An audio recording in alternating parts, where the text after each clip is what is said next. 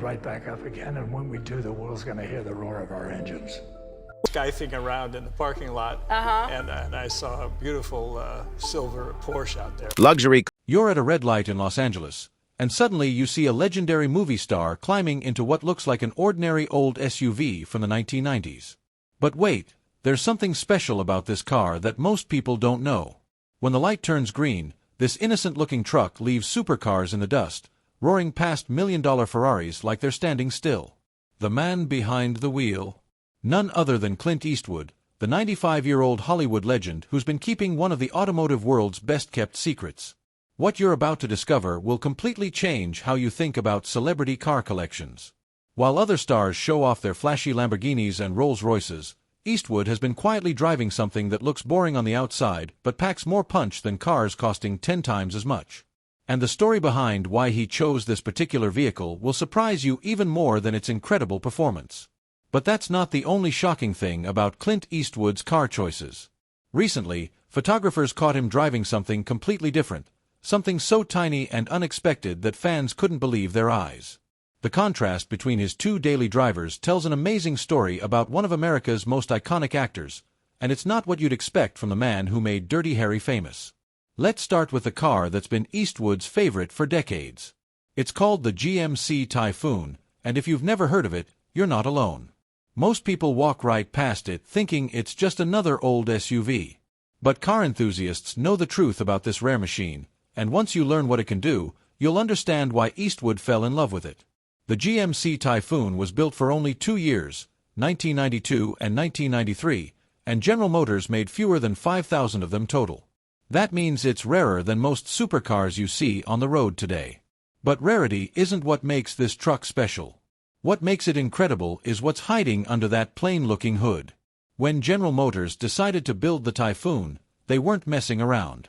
They took a regular GMC Jimmy SUV and completely transformed it into a performance monster. They installed a turbocharged V6 engine that pumps out 280 horsepower and 350 pound-feet of torque.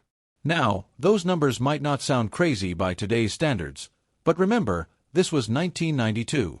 Most sports cars back then couldn't even come close to those figures. But here's where it gets really wild. Because the Typhoon uses all-wheel drive and has incredible grip, it can launch from 0 to 60 miles per hour in just 5.3 seconds. To put that in perspective, a Ferrari 348 from the same year took 5.6 seconds to do the same sprint. That means Eastwood's daily driver could literally beat one of the most famous supercars of the early 1990s in a drag race. Car magazines went crazy when they first tested the Typhoon. Road and Track magazine ran it down a quarter-mile drag strip and watched in amazement as it crossed the finish line in just 14.3 seconds. That was supercar territory, achieved by something that looked like your neighbor's family SUV. The automotive press called it things like the world's fastest truck and the sleeper hit of the decade. Eastwood didn't just buy one Typhoon, though. He loved it so much that he bought at least 3 different versions. He has a 1992 model painted in apple red, which was one of the original colors available. He also owns 2 1993 models painted in forest green, which is the color you'll most often see him driving around California. One of his green Typhoons even has special golden badging that makes it stand out from regular versions. Photographers have captured Eastwood climbing in and out of his Typhoons countless times over the years. He's been spotted driving them to movie sets, to restaurants, and just running everyday errands around Carmel by the Sea, where he lives. The sight has become so common that locals barely notice anymore, but car fans still get excited when they spot the Hollywood legend with his rare performance truck. When Eastwood appeared on The Tonight Show with Jimmy Fallon, he couldn't help but brag a little about his Typhoon's performance. With that classic Eastwood smile, he joked that his truck beats Ferraris off the line. The audience laughed, but he wasn't kidding. That humble-looking SUV really can embarrass some of the world's most expensive sports cars in a straight-line race. You might wonder why someone like Clint Eastwood, who could afford any car in the world, would choose to drive something so understated. The answer tells you a lot about his personality. Throughout his career, Eastwood has been known for preferring substance over flash. He's the kind of guy who cares more about how well something works than how much it costs or how impressive it looks to other people. The Typhoon fits his personality perfectly. It doesn't scream for attention like a bright yellow Lamborghini would.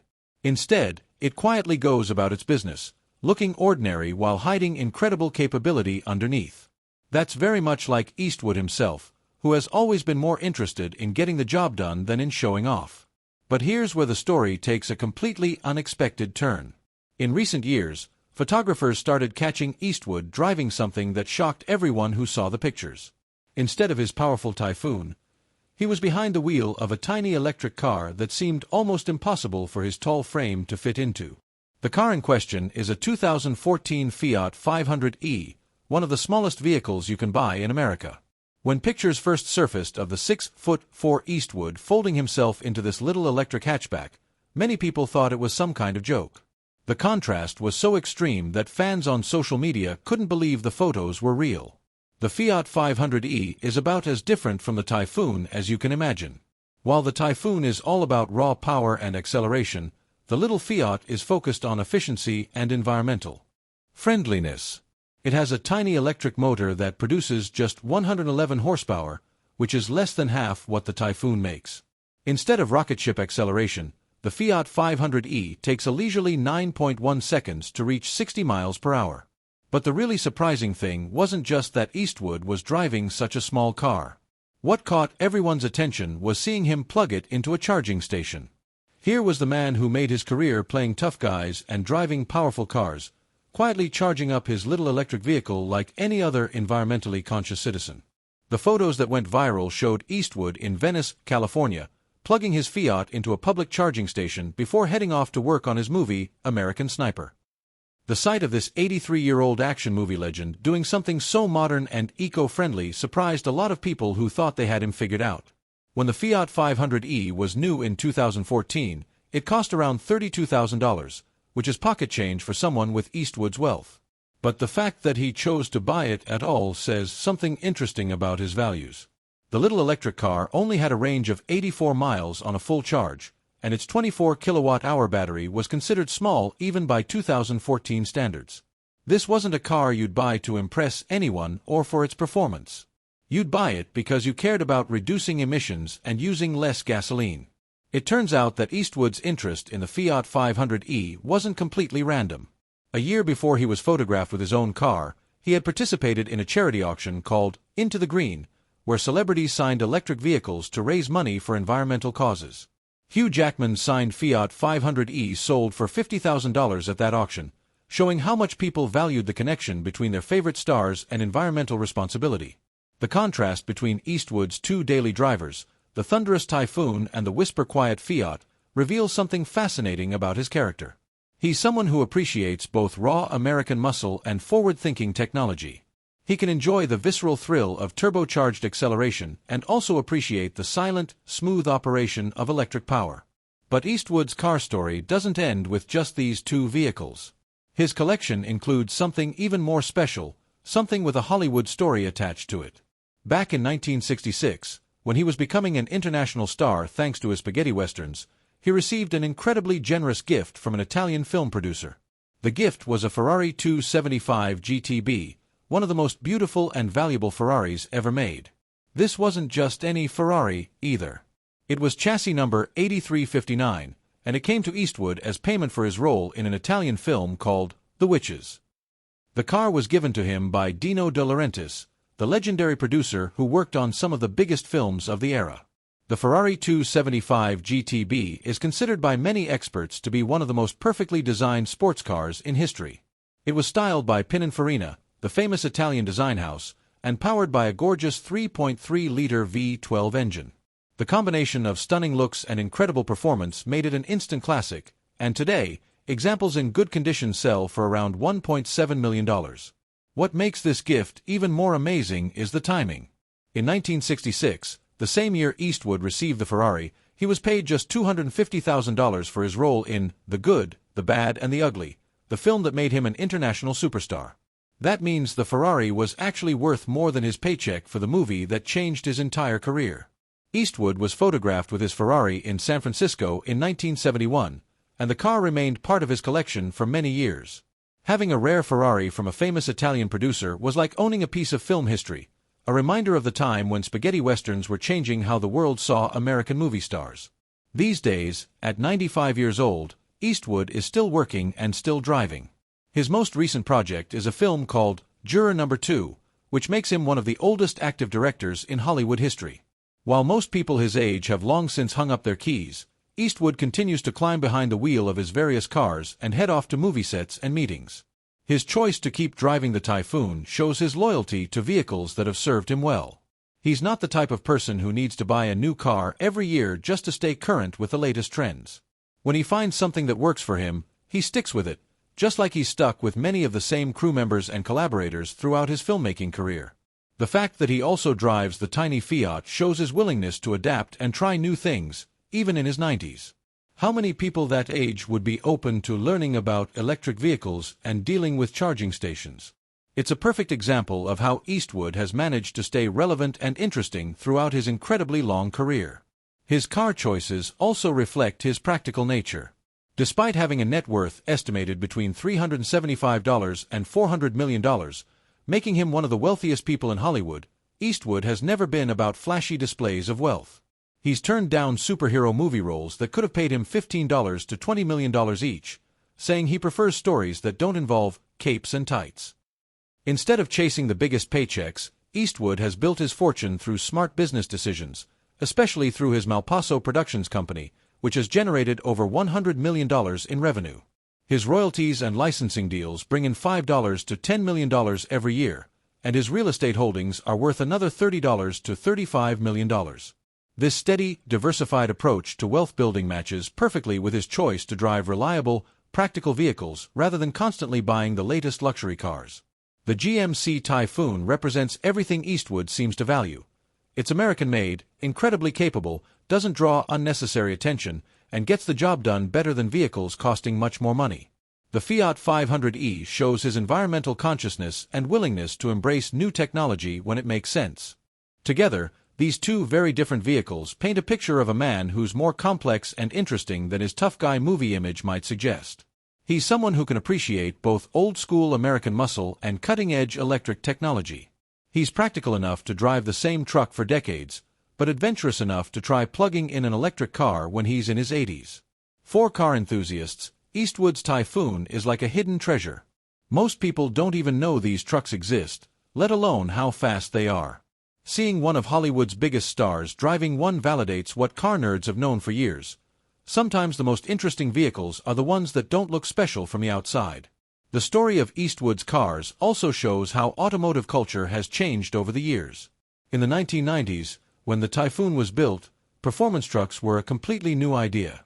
Most people thought trucks were for hauling things, not for racing sports cars. GM took a huge risk building something like the Typhoon, and they only made it for 2 years because not enough people understood what made it special. Today, performance trucks are everywhere.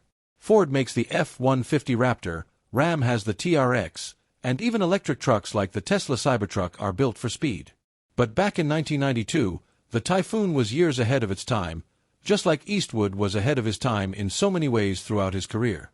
The Fiat 500e represents the other direction automotive culture has moved. When Eastwood bought his in 2014, electric cars were still considered weird and impractical by most Americans. Tesla was just getting started, and most people had never even seen a public charging station. For a movie star famous for action movies to choose an electric car was genuinely surprising and showed he was thinking about the future in ways many of his peers weren't. Now, in 2025, electric vehicles are mainstream, and every major automaker has multiple electric models. Eastwood's early adoption of the technology shows the same forward-thinking approach that helped him succeed in Hollywood for so many decades. He's always been willing to try new things and take risks when he believes in something. What's really impressive is how Eastwood has maintained his independence throughout his career, and his car choices reflect that independence. He doesn't buy cars because other celebrities are buying them. He doesn't choose vehicles to make a statement or to fit in with any particular crowd. Instead, he picks cars that work for his life and match his values, regardless of what anyone else thinks. This approach has served him well in every aspect of his life. In Hollywood, where trends come and go quickly, Eastwood has remained relevant by staying true to his own vision rather than chasing what's popular. His movies often deal with timeless themes like justice, redemption, and the cost of violence, rather than whatever genre happens to be hot at the moment. His car collection shows the same philosophy. The Typhoon isn't trendy or fashionable, but it's incredibly good at what it does. The Fiat 500e wasn't cool when he bought it, but it was the right choice for certain types of driving. The Ferrari was a gift that honored his work and represented an important time in his career. As Eastwood continues working at 95, his story becomes even more remarkable. Most people retire decades before reaching his age, but he's still directing movies, still driving himself to sets, and still making decisions about new projects. His longevity in Hollywood is almost as impressive as his GMC Typhoon's acceleration. The fact that he's maintained his health well enough to still drive is partly due to his disciplined lifestyle. He wakes up at 5 a.m. every morning to exercise, has avoided sugar since his 40s, and maintains a diet rich in fish, fruits, vegetables, and pasta while staying away from red meat and dairy. His body fat has remained under 12% for decades, which his doctor once called extraordinary for someone his age. This dedication to staying healthy and active probably explains why he's comfortable driving both a high-performance truck and a small electric car. Many people his age might stick to one familiar vehicle, but Eastwood has the confidence and physical ability to handle different types of cars for different situations. Looking at Clint Eastwood's car choices gives us a unique window into the personality of one of America's most enduring celebrities. Behind the tough guy image and the iconic movie roles is someone who values substance over style, performance over prestige, and practicality over popularity. Whether he's behind the wheel of his thunderous Typhoon, his whisper-quiet Fiat, or any of the other vehicles in his collection, Eastwood represents something increasingly rare in celebrity culture: authenticity. He drives what he wants to drive, not what his publicist thinks will look good in magazines. In a world where many celebrities seem to change cars like they change clothes, always looking for the next thing to show off on social media, Eastwood's loyalty to his GMC Typhoon is refreshing. He found something that worked for him decades ago, and he's stuck with it because it continues to serve his needs. At the same time, his willingness to embrace electric technology with the Fiat 500e shows that staying authentic doesn't mean being stuck in the past. Real authenticity means being true to your values while remaining open to new ideas and technologies that align with those values. As we've seen throughout his incredible career, Clint Eastwood has never been one to follow the crowd. From his early days struggling in Hollywood to his breakthrough with spaghetti westerns, from directing his first film to winning Oscars in his 70s, he's always done things his own way. His car choices are just another example of this independent spirit. While other stars collect garage fulls of exotic supercars they rarely drive, Eastwood keeps coming back to his practical, powerful Typhoon and his efficient little Fiat. These aren't the cars you'd expect from a Hollywood legend, which is exactly why they're perfect for him. The next time you see an ordinary-looking SUV at a red light, take a second look. You never know when it might be hiding the performance of a supercar or carrying one of the most famous actors in the world. And if you ever see a tall, elderly man carefully folding himself into a tiny electric car, it might just be Clint Eastwood, proving once again that he's full of surprises. So there you have it, the incredible story of what Clint Eastwood really drives when the cameras aren't rolling. From his monster GMC Typhoon that can destroy Ferraris in a drag race, to his tiny Fiat 500e that shows his environmental consciousness, to his classic Ferrari that represents a golden age of Hollywood, each vehicle tells part of the story of one of America's greatest entertainers. If this story surprised you as much as it surprised me, make sure to hit that like button to let me know. And if you enjoyed learning about the unexpected car choices of Hollywood legends, share this video with your friends who think they know everything about their favorite stars. Don't forget to subscribe and ring that notification bell, because we've got plenty more surprising celebrity car stories coming your way. Trust me, you won't believe what some of your favorite actors are really driving when they think no one's watching.